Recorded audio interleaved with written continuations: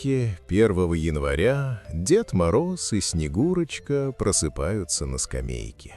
Они были не в форме. Шапка Деда Мороза съехала на бок, борода съехала на бок, корона Снегурочки гостила на одном ухе. Снегурочка плюхнулась на плечо Деда Мороза. Они покрыты конфетти и разноцветными праздничными лентами. Видно, что они только что закончили праздновать Новый год. На улице идет дождь. На скамейке стоит пустая бутылка из-под шампанского и полупустой мешок с подарками. Дед Мороз чешет затылок под шапкой, морщится от капель дождя и хрипит. «Ну что, моя слякоть, никогда не угадаешь, какое число будет после 31 декабря. Может, сегодня 1, может, 5. Снегурочка поднимает голову, глаза красные, как у кролика после эксперимента. «Слышь, дед, после вчерашнего ничего не помню». Дед Мороз кряхтит, пытается поправить бороду, но она упрямо висит на ухе. «Ну, когда к детишкам на елку пришли, ты уже пьяная была, а потом еще пару стаканов намахнула и начала стриптиз танцевать». Снегурочка. «О, а я-то думаю, почему у меня трусы полны конфет?» Дед Мороз. А потом, последнее, что я помню, я сказал: «Все, дети, подарки кончились». И тут что-то произошло. Снегурочка вдруг хлопает себя по лбу, корона окончательно слетает в лужу. «Стоп, я вспомнила! Ты сказал, подарки кончились, а я решила, что эта команда все на пол, дискотека». Включила танец маленьких утят на полную громкость и начала раздавать детям свои аксессуары. Сначала варежки, потом пояс, потом лифчик полетел в сторону мальчика, который просил что-нибудь мягкое и теплое. Дед Мороз хохочет так, что кашляет конфетти. А помнишь, как воспитательница в истерике кричала: «Дети, не трогайте тетин подарок, он еще не из коротки». Снегурочка достает из трусов еще одну карамельку, задумчиво разворачивает. «Дедушка Мороз, а у тебя нет чего-нибудь сладкого или полусладкого? А ты написала письмо Деду Морозу?» «Нет, мы, девушки, первые не пишем. У меня остался только список плохих девочек. Вот одна пишет: «Дедушка Мороз, сделай удобные трусы красивыми, вкусную еду полезной, симпатичных мужчин не геями». Снегурочка фыркает. «А тебе, Дед Мороз, какие девушки нравятся, высокие или низкие? Умные?» «Не, я серьезно. Понимаешь, Снегурочка, сзади все девушки на одно лицо». Да, легкая придурковатость делает человека практически неуязвимым. А я знаю, например, что индийским женщинам всегда нужно смотреть в лицо.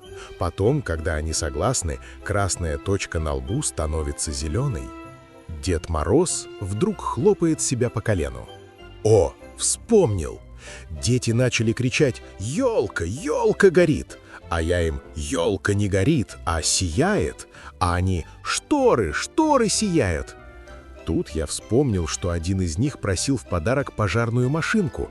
Ну, я и вызвал пожарную бригаду. Вот что значит верить в себя. Снегурочка давится смехом. А почему произошел пожар на самом деле? Да понимаешь, внучка, там был Вовочка. А он может бесконечно долго смотреть, как горит огонь, льется вода, работают люди. Поэтому он частенько поджигает то сарайчики, то елочки.